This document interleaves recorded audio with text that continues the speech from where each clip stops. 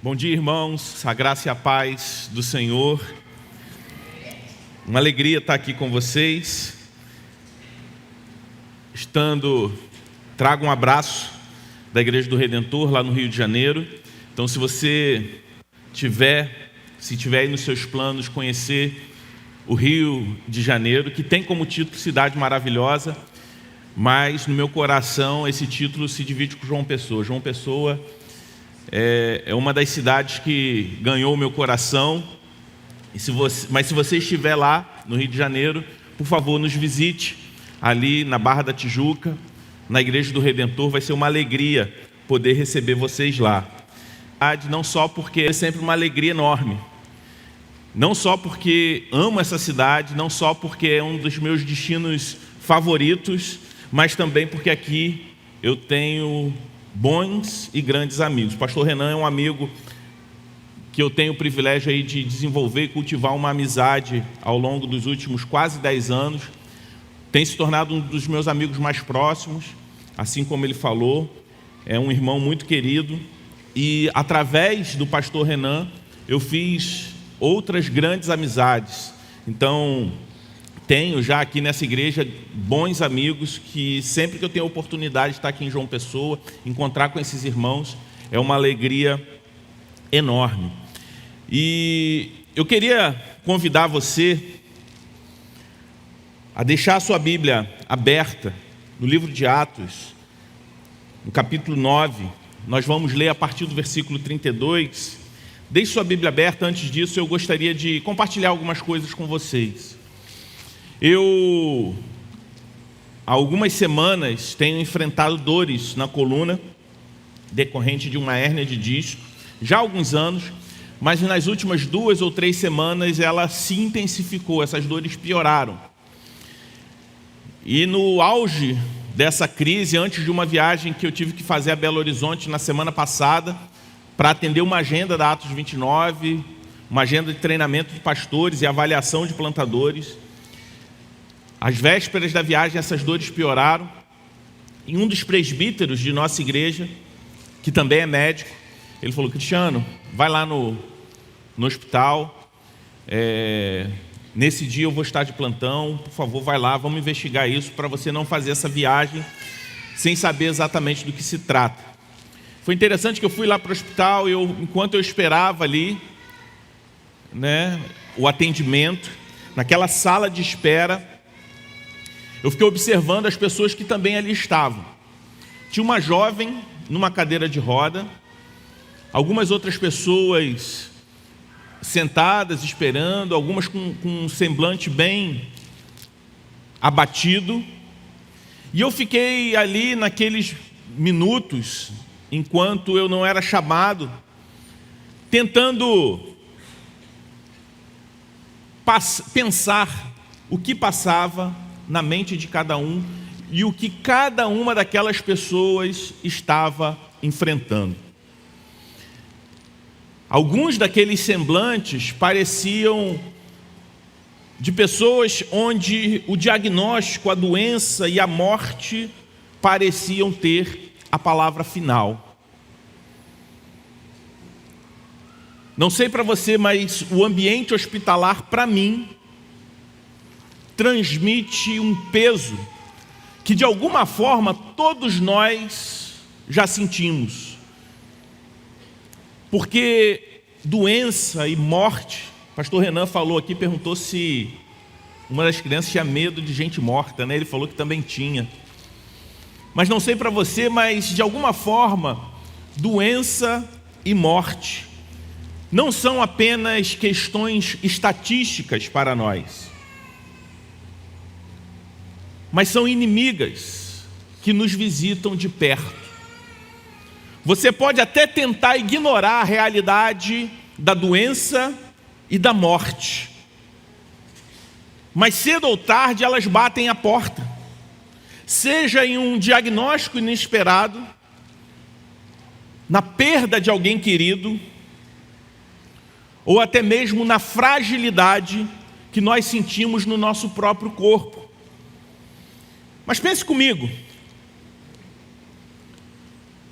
e se nesse mesmo hospital que eu estava, ali com pessoas de idades diferentes, enfrentando problemas diferentes, à espera de um atendimento, até mesmo uma jovem na cadeira de rodas, entrasse alguém que tivesse o poder para levantar aquela jovem da cadeira de rodas com uma simples palavra.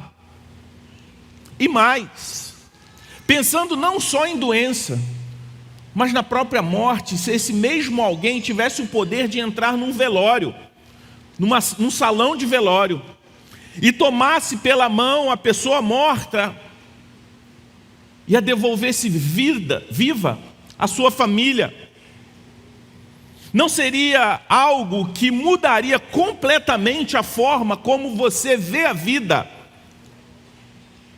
a morte e o futuro a partir daquele episódio? Esse é o impacto do texto que está diante de nós hoje. Esse texto que nós leremos são os episódios subsequentes à narrativa de Lucas, autor do livro de Atos, em relação à conversão de Saulo, o apóstolo Paulo. Nesse momento, Lucas ele volta os olhos para Pedro e narra duas histórias que, à primeira vista, parecem apenas mais dois milagres entre muitos que nós vemos na palavra de Deus. Mas o que está acontecendo aqui é muito mais profundo.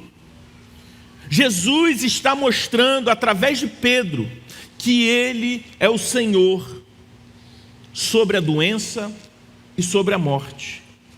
E isso não é apenas um detalhe, é um prelúdio de algo ainda maior. Se Jesus venceu a doença e a morte, Ele também derruba muros, a separação. Ele derruba aqui, Ele começa a derrubar aqui o muro que existia entre judeus e gentios. Nós vamos ler até o 43, que fala sobre um homem chamado Cornélio. Mas veremos também a história de outras duas pessoas, Enéas e Tabita. Porque o Evangelho não apenas alcança nações, mas ele passa primeiro pelo coração dos discípulos. Então, ao abrirmos Atos 9, de 32 a 43, meu irmão e minha irmã, veremos que Jesus continua a agir com poder, não só naquela época, mas ainda hoje em nosso meio. E como nós veremos, Jesus vencendo a doença, levantando um homem paralítico. Jesus vencendo a morte, ressuscitando uma mulher chamada Tabita. E Jesus fazendo os seus discípulos a vencer limites culturais, fazendo Pedro se hospedar na casa de um homem que antes seria impossível para ele. Essas três histórias nos mostram que Jesus não é apenas uma memória do passado.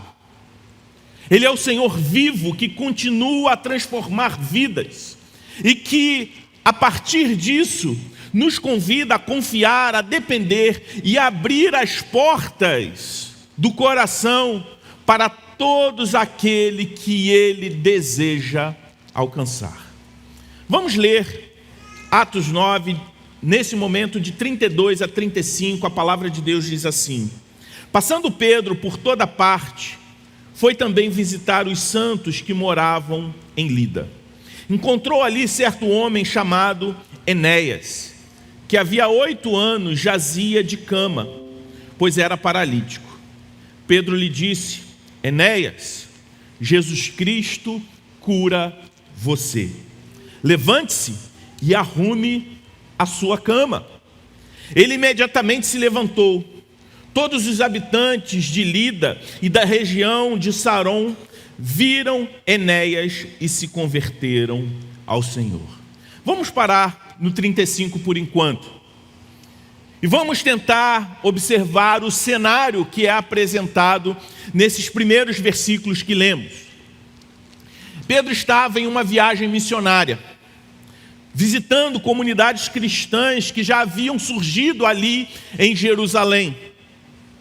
Ele chega a Lida, uma cidade cerca de 40 quilômetros de Jerusalém e 15 quilômetros da costa. E ali ele encontra Enéas, um homem paralisado, acamado por 8 anos. Pense nisso, 8 anos sem se mover. 8 anos dependendo de outras pessoas para tudo. O texto não nos diz se Enéas era casado, se ele tinha filhos, mas certamente o texto nos convida a imaginar a dor, a frustração de alguém que perdeu quase toda a sua dignidade de viver. É nesse ambiente de impotência que Pedro chega trazendo uma notícia do céu, quando ele afirma: Enéas, Jesus Cristo vai lhe curar. E a gente observa, diante desse cenário, a ação do apóstolo Pedro. Note a forma como Pedro se dirige a Enéas. Ele não diz: Enéas, eu te curo. Pedro não age como alguns personagens contemporâneos que nós vemos na internet, ou até mesmo na televisão, ou até mesmo em muitos lugares com placas de igrejas ditas evangélicas, onde líderes carismáticos tentam trazer para si uma fama, um poder, como se eles pudessem ter uma autoridade completa sobre a doença. Pedro, ele fala: Jesus cura você. Pedro sabe que não tem poder em si mesmo, que o milagre não é uma demonstração de espiritualidade própria, mas uma proclamação do poder do Cristo ressurreto, operando através dele. Isso traz uma aplicação muito importante para nós, essa afirmação de Pedro. Quantas vezes, mesmo dentro da igreja, nós transferimos para pessoas, para métodos, para estratégias, aquilo que somente Cristo pode fazer. Talvez não façamos isso conscientemente, mas é fácil atribuir a transformação espiritual a um líder carismático, a uma música que mexe com as nossas emoções, ou até mesmo a uma técnica, uma estratégia, um método de crescimento de igreja. Pedro aqui, ele não quer que ninguém confunda a fonte. Por isso ele afirma: Enéas, Jesus Cristo cura você. E o resultado é imediato. O homem se levanta e arruma a sua própria cama. E esse detalhe não é irrelevante, meu irmão e minha irmã. Lucas quer que vejamos a restauração completa da dignidade daquele homem chamado Enéas. Ele não apenas anda, mas reassume funções básicas, volta a ser alguém que não precisa mais depender da compaixão de outros para as tarefas mais simples da vida. E como isso se comunica conosco hoje? O que isso tem a ver conosco hoje? Talvez você me diga: pastor, eu não sou um paralítico, eu estou aqui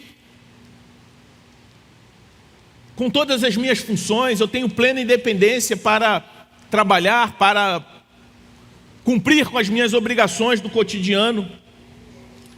Mas esse texto aponta para uma realidade que é comum a todos nós.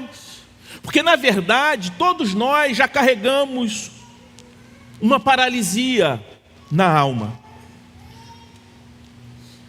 Talvez muitos aqui carreguem algum tipo de paralisia, seja um pecado persistente, uma culpa do passado que nunca foi tratada, uma amargura, uma falta de perdão que te imobiliza a ter comunhão com quem você precisa ter. Existem pessoas que estão deitadas há anos em suas culpas, em suas feridas, em seus ressentimentos, em seus pecados não confessados. Outros paralisados pelo medo de viver em missão, simplesmente pelo medo de fracassar. A palavra do apóstolo Pedro ecoa para nós: Jesus Cristo o cura. Não é pela força de vontade, não é um novo projeto de vida, não é através de uma técnica de autoajuda, é Jesus. Somente Cristo levanta quem está paralisado, quem está prostrado há anos. E é interessante que esse milagre traz um impacto missionário tremendo. A palavra de Deus diz que todos que viviam em Lida e Saron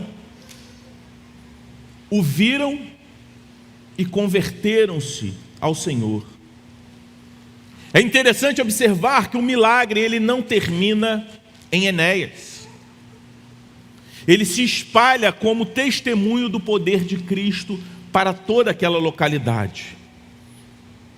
A cura de um homem se torna a conversão de muitos. E aqui está um princípio muito importante para nós. Quando Cristo cura a nossa vida, o impacto não é apenas pessoal, mas missionário. Jesus não te curou da paralisia espiritual. Jesus não te curou da vida de pecados que você possuía, para que a obra dele terminasse apenas em você. Quando Cristo nos cura, quando alguém vê a transformação espiritual na sua vida, essas pessoas precisam perceber que não foi você, não foi uma nova disciplina, não foi um novo estilo de vida que você adotou simplesmente,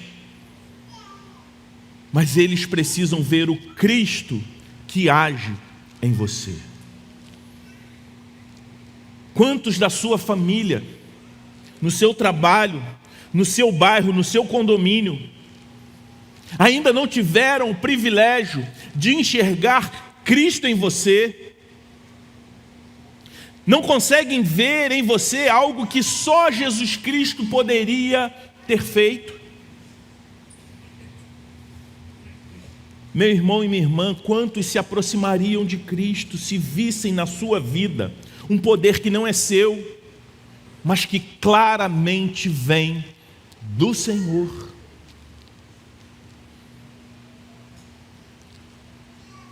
Eu sou pastor na capital do Rio de Janeiro, mas eu sou de uma cidade do litoral, do interior norte do estado, chamado Macaé. E próximo a Macaé tem uma pequena cidade chamada Trajano de Moraes. E lá existe uma grande represa. E por muitos anos, eu ia para aquela região, ainda criança, na adolescência, porque a igreja que eu fazia parte, vez ou outra, fazia retiros naquela região.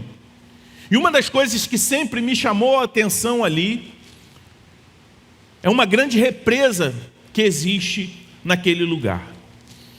E é interessante porque quando aquela represa está fechada, existe um acúmulo de água enorme, aquele rio se torna gigantesco, quase que difícil enxergar o outro lado. E eu me lembro que uma vez, retornando lá com meu pai,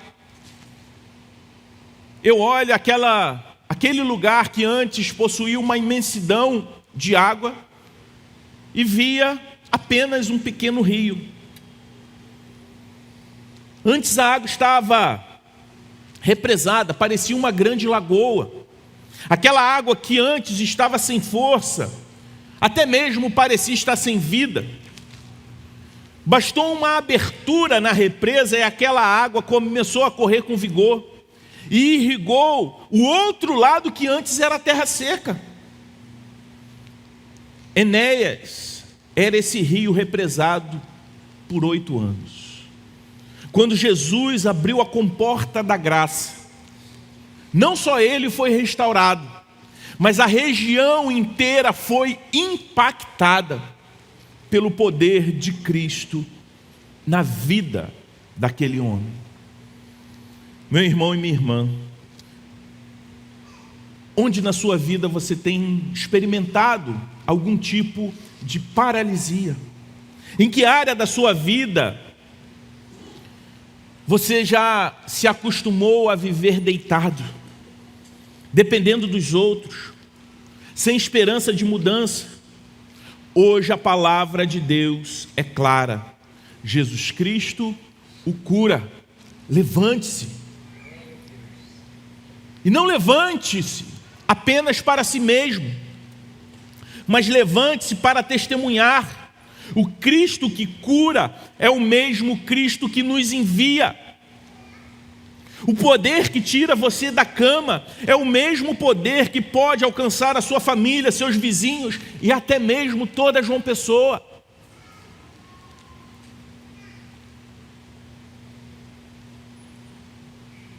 Mas a história não para ali. Voltemos para o texto, no verso 36, onde a palavra de Deus diz assim: em Jope havia uma discípula chamada Tabita. Nome este que traduzido é Dorcas. Ela era notável pelas boas obras e esmolas que fazia.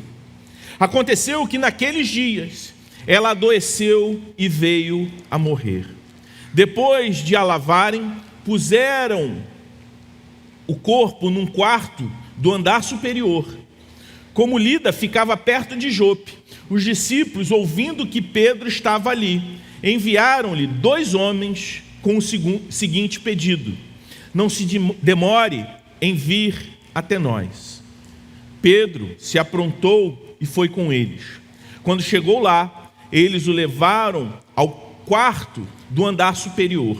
Todas as viúvas o cercaram, chorando e mostrando-lhe túnicas e vestidos que Dorcas tinha feito enquanto estava com elas. Mas Pedro mandou que todos saíssem, ajoelhou-se e orou. Depois, voltando-se para o corpo, disse: Tabita, levante-se. Ela abriu os olhos. Vendo Pedro, sentou-se. Ele, dando-lhe a mão, ajudou a ficar de pé. E chamando os santos, especialmente as viúvas, apresentou-a viva. Isso se tornou conhecido em toda a cidade de Jope, e muitos creram no Senhor. Vamos parar aí no 42. Vamos olhar para a personagem nesse novo trecho do texto que lemos. O texto nos apresenta uma discípula do Senhor Jesus chamada Tabita ou Dorcas, que é o seu nome em grego. E é interessante que esse nome significa gazela.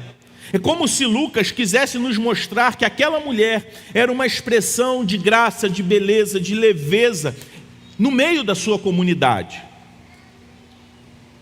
Mas o que realmente define Tabita não é somente o seu nome, mas sim a sua vida. O verso 36 diz que ela era notável por suas boas obras e esmolas que fazia aos necessitados. Se Enéas representa a dor de uma vida paralisada, Tabita representa a beleza de uma vida dedicada ao serviço. Ela costurava roupas para as viúvas da sua comunidade. Ela se dedicava a atos de misericórdia. Uma mulher que não pregava sermões em público, não tinha grandes títulos, mas cujas mãos expressavam o amor de Cristo.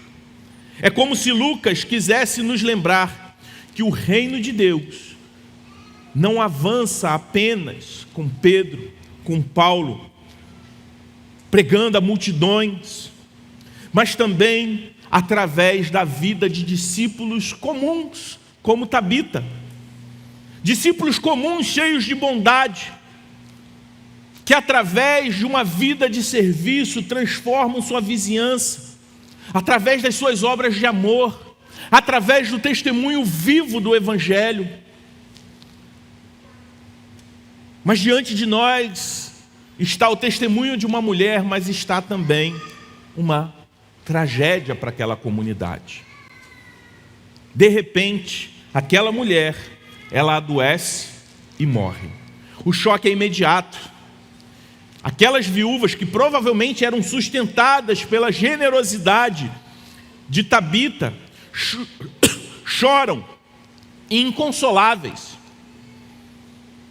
Elas mostram a Pedro as roupas que Tabita costurava para elas. É como se elas falassem: olha quem perdemos, a pessoa que fez tudo isso para nós. Como vamos viver daqui para frente sem Tabita conosco? Essa é uma cena profundamente humana. Não sei você, mas quando você perde alguém querido, nós nos lembramos dessa pessoa não somente pelos seus feitos públicos ou palavras, mas através de gestos concretos, não é verdade? Talvez aquela avó, aquela tia, ou até mesmo aquela mãe, que preparava um prato especial, e todas as vezes que você se depara, talvez aquele bolo, aquele cuscuz, que você experimenta e fala: está bom, mas não está igual da minha avó, não está igual da minha tia, da minha mãe que partiu. Aquela memória afetiva, através de um trabalho manual que o seu avô, o seu pai, o seu tio fazia. E todas as vezes que você depara com aquilo, você se lembra daquele ente querido.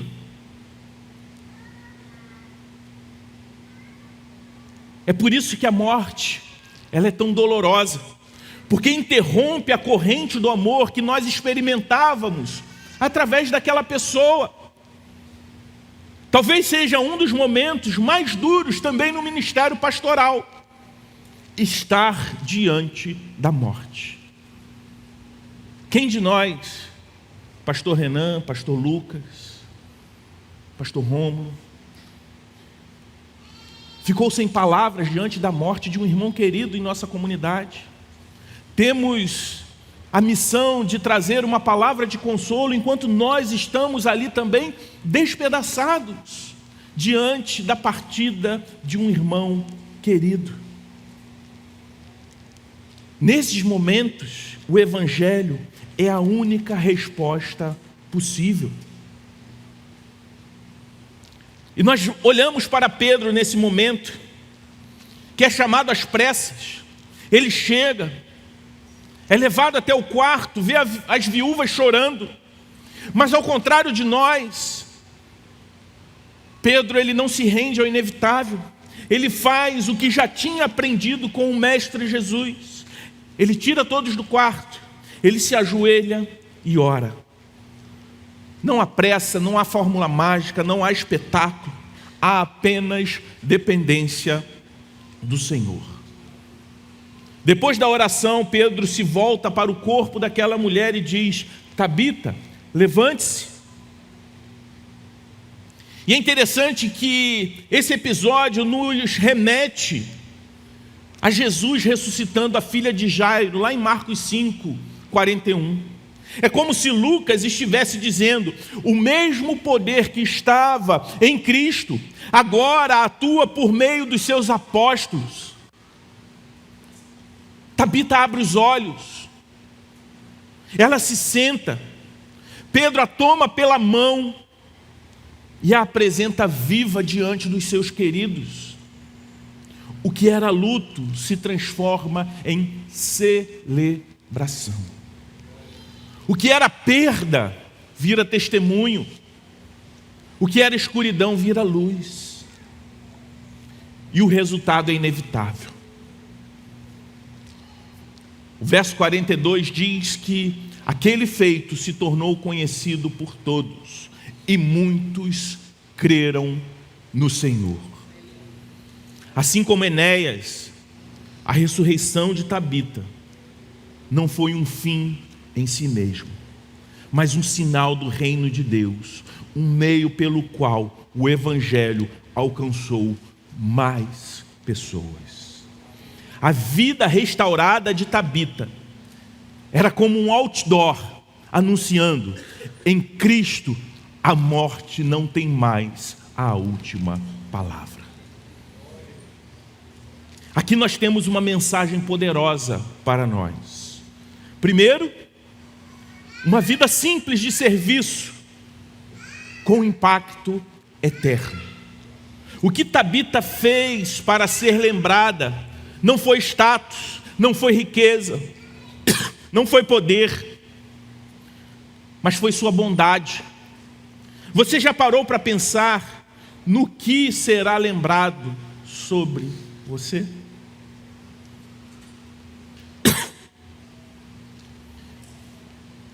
Esse texto também nos traz uma outra mensagem poderosa. A mensagem que em Cristo a morte é vencida. Mas eu não estou falando sobre uma ressurreição assim como a de Tabita para todos. A ressurreição de Tabita foi um sinal temporário, porque um dia ela morreria de novo. Afinal de contas, não vemos Tabita com 2000 anos de idade entre nós. Mas aquela ressurreição aponta para a vitória definitiva de Cristo sobre a morte na cruz e na ressurreição de todo aquele que crê. Isso significa que mesmo quando nós choramos diante de um caixão, nós temos esperança.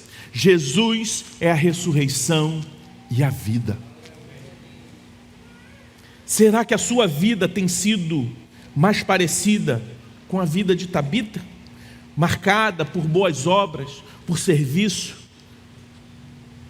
Ou será que você tem se preocupado apenas por ser lembrado pelos seus títulos e pelas suas conquistas pessoais? Diante da morte, você tem vivido em desespero ou em esperança? O Evangelho mudou a sua forma de encarar as perdas. Esse texto também é um convite a nós nos perguntarmos: quem são as viúvas à sua volta? Aqueles que precisam de cuidado. E como Deus está chamando você a servir essas pessoas com atos concretos de amor.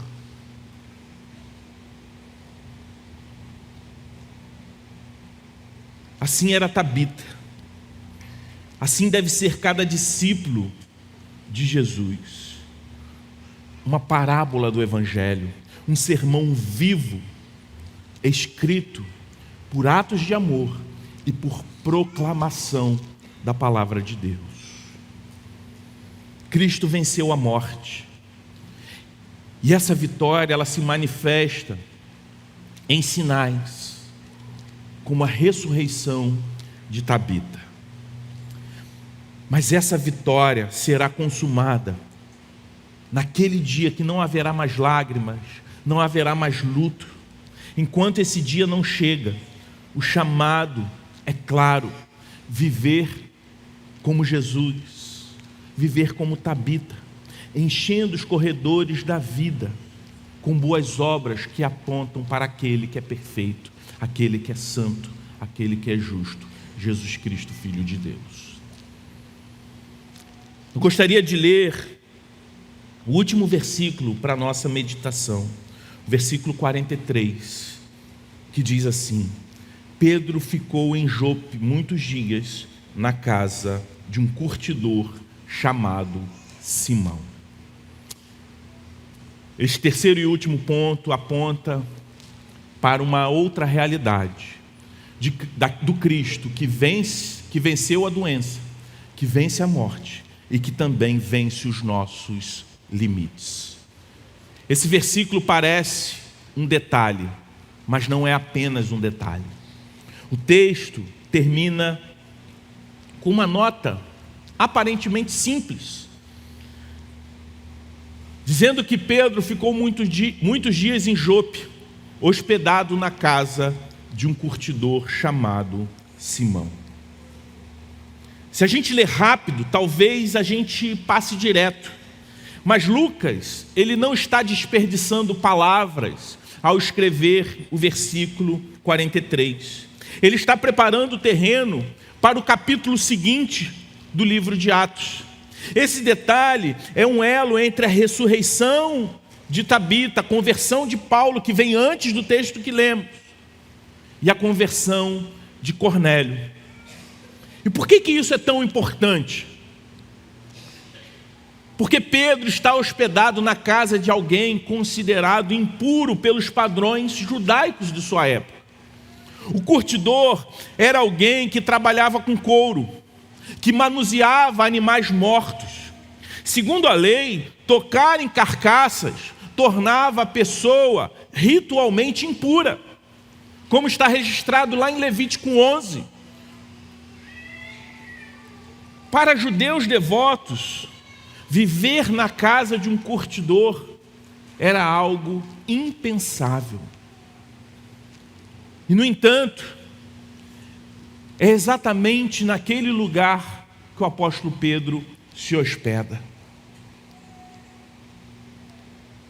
Aos poucos, Deus já estava trabalhando e ampliando, dilatando o coração do apóstolo Pedro.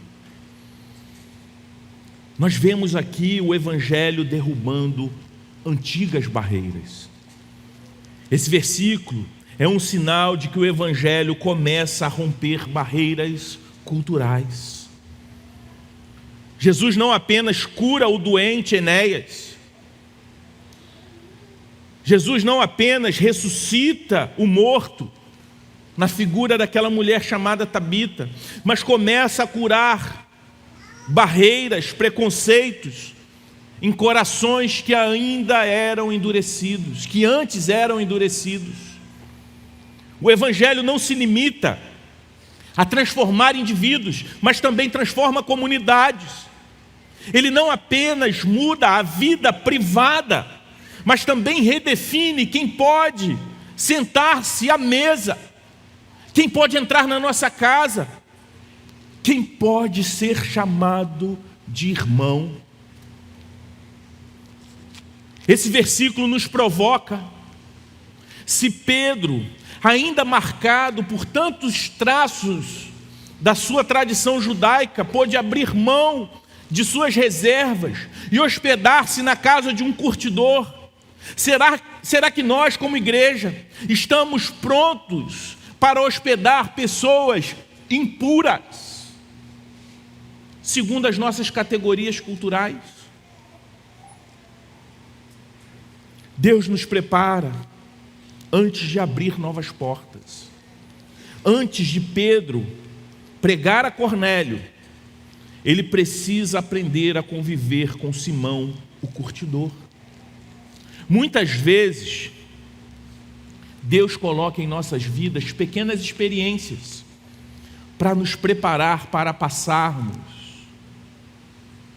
para outras experiências maiores, nos preparar para passos maiores de obediência a Ele. E assim Ele estava fazendo com Pedro. Cristo quer vencer as nossas barreiras internas. É fácil falar que o Evangelho é para todo tipo de pessoa. Difícil é receber todo tipo de pessoa em nossa casa. Aquelas pessoas que nós pensamos que não se encaixam.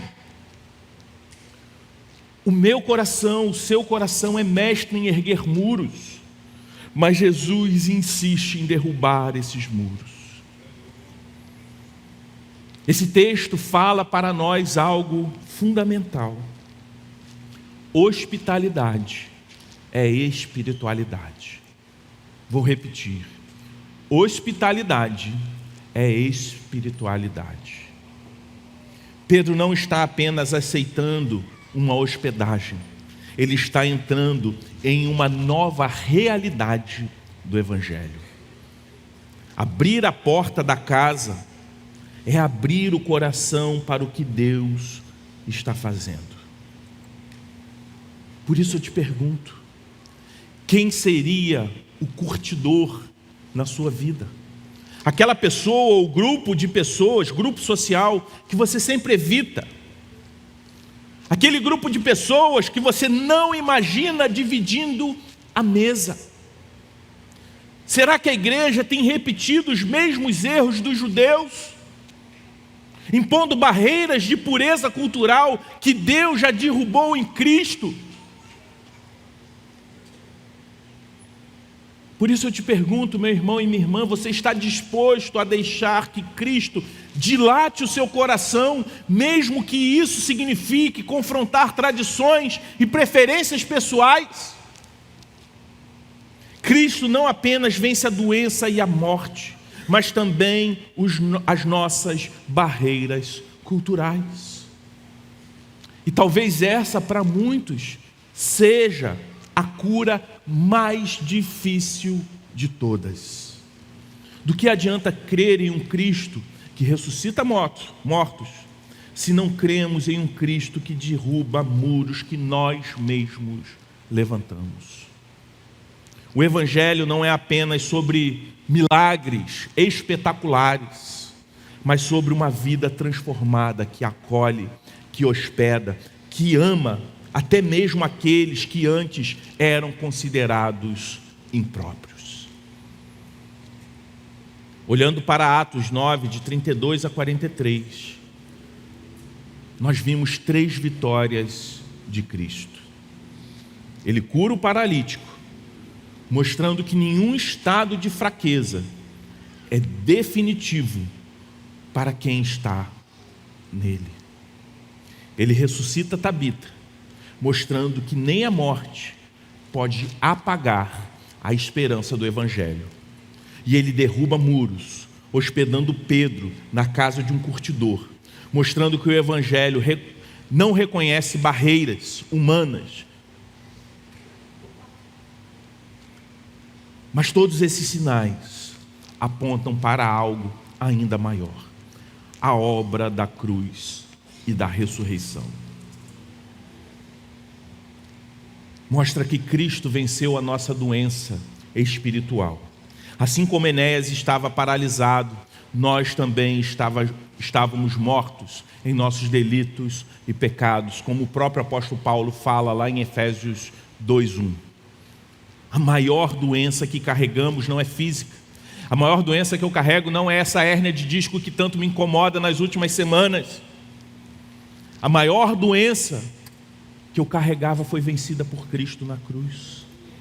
A maior doença que você carrega, mesmo aqueles que talvez, porventura, tem alguém aqui com um diagnóstico terrível, a sua maior doença não é essa, ela é espiritual, o pecado. Porque o pecado nos paralisa, nos torna incapazes de buscar a Deus por nós mesmos, traz para nós a pior de todas as paralisias, pior até mesmo do que a paralisia que possa impedir alguém de se locomover, de mexer os seus braços. É a paralisia que nos deixa incapazes de chegar até o Senhor pelos nossos próprios meios. Mas a boa notícia do Evangelho é que há uma só voz que pode dizer: levante-se.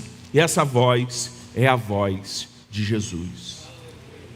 Esse texto também fala que Cristo venceu a morte de uma vez por todas. Assim como Tabita se levantou, a ressurreição de Jesus é a garantia de que a morte não terá a última palavra sobre aqueles que creem em Cristo. Tabita, ela ressuscitou para morrer de novo, mas Jesus ressuscitou para nunca mais morrer. O apóstolo Paulo fala em 2 Coríntios 15:20 que Cristo é a primícia daqueles que dormem. A vida eterna começa aqui e será consumada quando Cristo voltar. Mas esse texto também nos lembra que Cristo derrubou o muro de separação. Assim como Pedro entrou na casa de Simão, o curtidor, e logo depois, se você continuar a leitura de Atos, você vai ver que ele entra na casa de Cornélio. Jesus derrubou o muro que nos separava de Deus e também uns com os outros. Efésios 2 diz que Cristo é a nossa paz, aquele que de dois povos fez um só. Na cruz, ele quebrou a parede de inimizade, reconciliando judeus e gentios, ricos e pobres, religiosos e irreligiosos. Talvez você esteja aqui hoje e perceba que está paralisado por pecados, por culpas do passado, que você nunca conseguiu vencer. A palavra de Cristo para você aqui hoje é a mesma: levante-se, eu curo você. Talvez você esteja a vida toda neurótico, vivendo sob o medo da morte, com ansiedade do futuro, ou até mesmo triste, paralisado pelo luto recente que talvez você tenha enfrentado. Mas a ressurreição de Cristo garante: a morte não tem a última palavra. Talvez você viva atrás de muros, julgando pessoas, mantendo distância de quem é diferente. Mas o Evangelho é para todo tipo de pessoa que Deus deseja salvar. Você não pode impedir aquilo que Deus, em sua soberania, decidiu fazer. A cruz é o lugar onde Cristo tomou sobre si a nossa doença, a nossa morte e também os nossos muros. A ressurreição é a prova de que Ele venceu cada um desses inimigos. E hoje Ele chama você a crer, a confiar, a se render a Ele. Por isso eu te pergunto: você crê em Jesus? Você crê que Jesus é poderoso para curar a sua vida? Você crê que Ele é o Senhor sobre a morte? Você crê que Ele derrubou toda a barreira para reconciliar você com o seu Criador? Se você já crê, viva como Tabita, uma vida de serviço. Viva como Pedro, disposto a abrir o seu coração. Viva como Enéas, um testemunho vivo do poder de Cristo. Se você ainda não crê, hoje é dia de se levantar pela fé. Hoje é dia de experimentar a vida nova que só Jesus Cristo pode dar. Porque Jesus Cristo, Ele cura, Cristo ressuscita e Cristo reconcilia. Porque Cristo é o nosso Salvador. Vamos nos colocar de pé e vamos orar.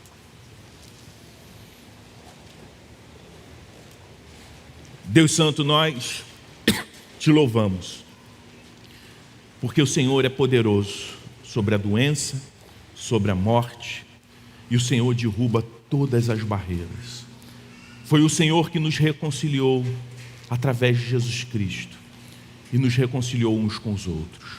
Obrigado, Senhor, por esse Evangelho poderoso que nos salvou.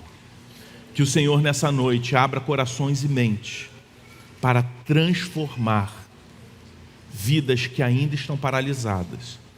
Se porventura, se há mortos espirituais aqui, que o Senhor os traga para a vida.